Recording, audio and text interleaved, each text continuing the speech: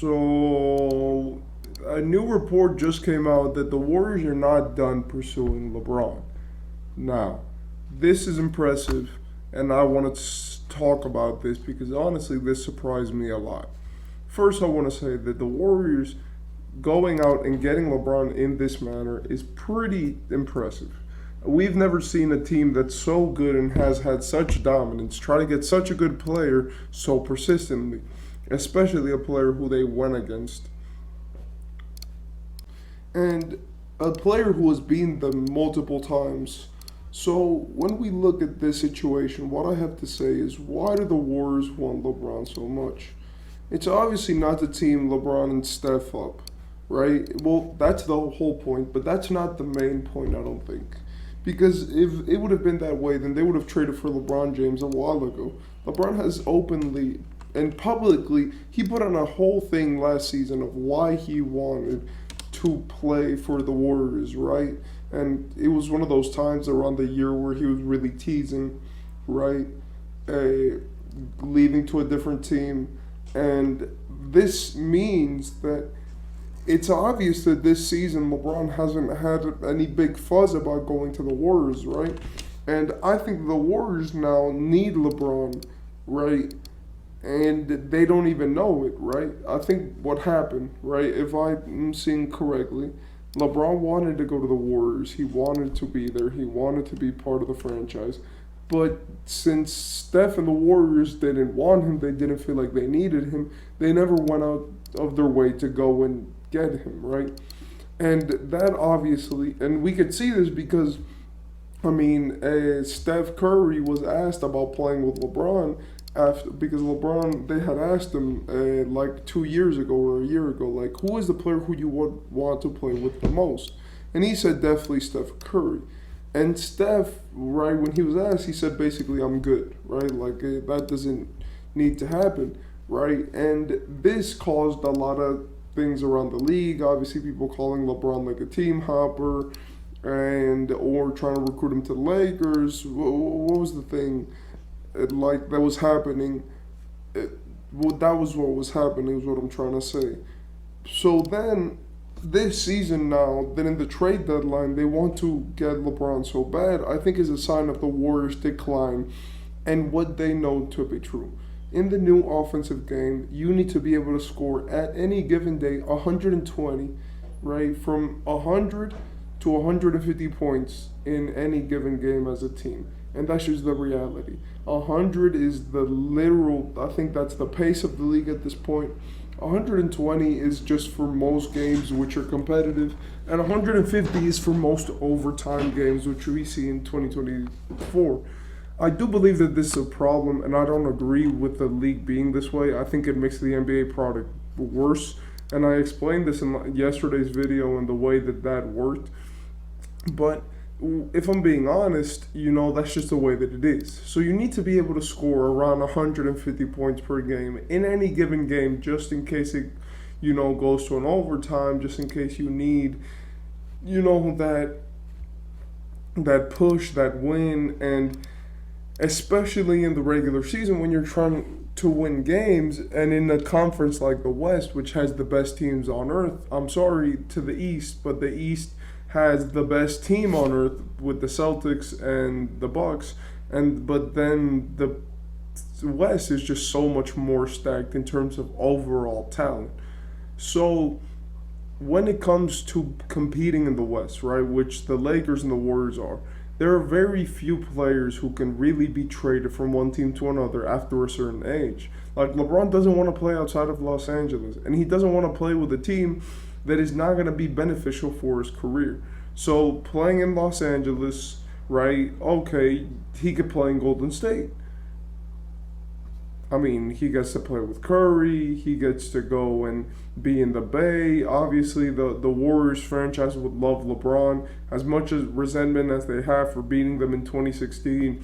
They would forget it if they would just see him in a Warriors jersey because, come on, he's LeBron James, and being in the Warriors would be the biggest achievement. But now the problem is, like, LeBron is not cheap.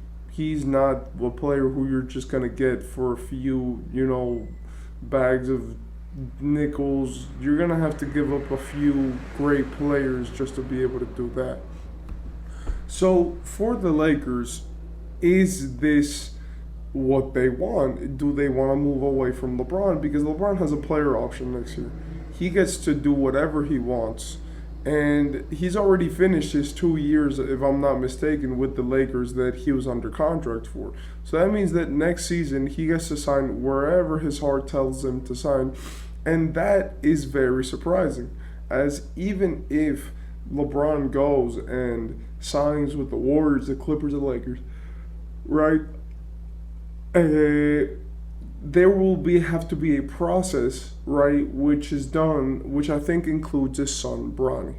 For the Warriors, I'm not gonna speak much on what LeBron would do to the team. Obviously, they would have to give some great things away, but I think if you put enough of the young guys, picks, and I think Chris Paul to make up some salary, I think if you get enough pieces, it will be fine, and you will not have to care about getting LeBron. I don't think that getting him and the value that you would have to give up is the problem, because the Warriors have a lot of depth, and that's just the reality. You know, they could put Pajemski in there, they could put Kaminga, they could put Chris Paul, they could put, you know, a few more players for contract purposes, and they could put all the picks which they have, and that would make them contenders almost immediately. And I think that if LeBron forces a trade, you have to listen to where he wants to go. I mean, Damian Lillard was one thing, because Damian Lillard was forcing his trade, and even though I do believe that he deserved the respect to be able to go to whatever franchise he wanted to go to, I do also think that Damian Lillard, in the way that he did it, right, was pretty unbeneficial for the Blazers franchise, as the one season where they had finally decided to go all in on what Dame wanted, they decided to pull the plug and, you know, basically tell him like, hey, you are going to the team that we want you to go. So with the Lakers situation, LeBron is really going to decide where the Lakers are going to go for the future. I know they're not scared of rebuilding, because even though the Lakers are great, they already won a championship, and they have no problem with just being back for a few years. Maybe trade AD or keep AD and build your team around him, get him a secondary star, and you would probably be in championship contention again, you know, with a 1-2 punch and a duo. So for the Warriors, that it's the bigger question, because for the Warriors, it's okay. So you don't have to, you know, give up your entire franchise to get LeBron. That's already decided. But the problem is like, what is the end goal with Braun? Obviously, it's to win championships, but are we sure that both of them can win in this modern era together? We saw Giannis and Dame go together. They've looked great, but they do not look as convincing as we thought they were going to be. And even though LeBron and Steph would pair greatly together, what we'd have to ask is, whose team is it? Because if you play in Golden State, it's going to be Steph Curry's team, Steph Curry's fan base, Steph Curry's coach. But if you play with LeBron James, arguably, right, the GOAT, arguably, it's an arguable fact that he's the GOAT. And if you play with him, you're playing with LeBron James. So you need to put respect on him being the leader of the team. So in that situation, is it going to be more of a, you know, Kobe and Shaq, you know, a type of duo, or is it going to be more of like you gotta go, I gotta go? And that's what scares me about LeBron and Steph playing together.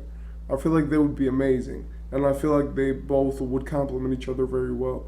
And I do believe that they're mature enough to make it make sense. But I think with how unhumble Steph Curry is when it comes to being the superstar, I think especially giving up some of the responsibilities to LeBron James, I think that he wouldn't be the best suited to do that. You know, a guy like D Wade did it, Kyrie did it because they were in a position to do it, right? And LeBron made it easy for them to do it. But in 2024, I think Steph Curry wouldn't want to, you know, do that to his legacy, because even if they pair up together, if it's seen as Bron's team, then it creates a bigger issue of like, okay, it's Bron's team, it's Curry's team, but then it's like, oh, you guys play together, and Braun was your leader, or you guys played together and Steph was the leader. And I think that ego is definitely going to be something that happens if they go get traded together. Obviously, I'm being pessimistic because I do believe that being pessimistic in trade situations is important because it allows us to see what things could go wrong in that frame. So, yeah.